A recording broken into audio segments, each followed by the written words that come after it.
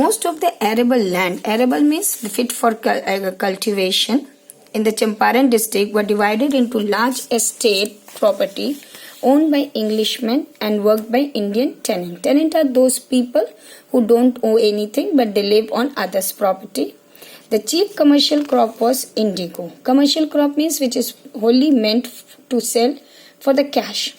The landlord compelled all tenants to plant their 3/20th or 15% of their holding with indigo and surrendered the entire indigo harvest as a rent. This was done by a long-term contract. Underline it, very important. So, the farmers were forced to cultivate indigo on the 15% of their land holding, and they are going to give the entire crops of indigo to the landlords. And this was a long-term contract. Presently, the landlords learned that Germany had developed synthetic indigo. They thereupon obtained agreements from the sharecropper to pay them compensation for being released from the 15% arrangement. The sharecropping arrangement was irksome, burdensome to the peasant, and many signed willingly. Those who resisted engaged lawyers. The landlord hired thugs. Thugs means the gundas, which you can say, which the jamindars specially keep. Please mark the entire paragraph. During the time of it, at that time, Germany has started manufacturing synthetic indigo, which was cheaper than the natural indigo. So the landlord had laid a condition in front of the farmers, sharecropper, either to cultivate indigo on their 15% of their land or to give the 15% of their land produce for not cultivating indigo. Some of the farmers, they agreed. Others who were against this, they went to court to fight for not cultivating indigo. At this point, and they wanted meanwhile, the information about synthetic indigo reached the illiterate peasant who had signed, and they wanted their money back. At this moment, Gandhi arrived in Champaran.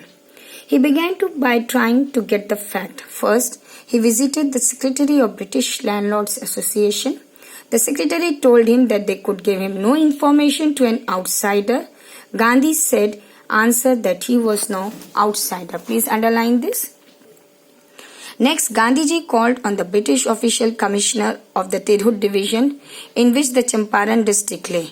The commissioner, Gandhi report, proceed to bully me and advise me forthwith to leave Tirhut. Gandhi did not leave. Underline very important point. Here the question will come. The seed of first civil disobedience movement was sown in Champaran. The first important how? When he was asked by the Tirhut division commissioner to leave the place at once, Gandhiji refused to obey. Several lawyers. Instead, he proceeded to Motihari, the capital of Champaran. Several lawyers accompanied him. At the railway station, a vast multitude means crowd, greeted Gandhi. He went to a house and using it as a headquarters, continued his investigation. A report came in that a peasant had been maltreated in a nearby village. Gandhiji decided to go and see. The next morning, he started out on the back of an elephant. He had not proceeded far when the police superintendent, underlined messenger, overtook him and ordered him to return to town.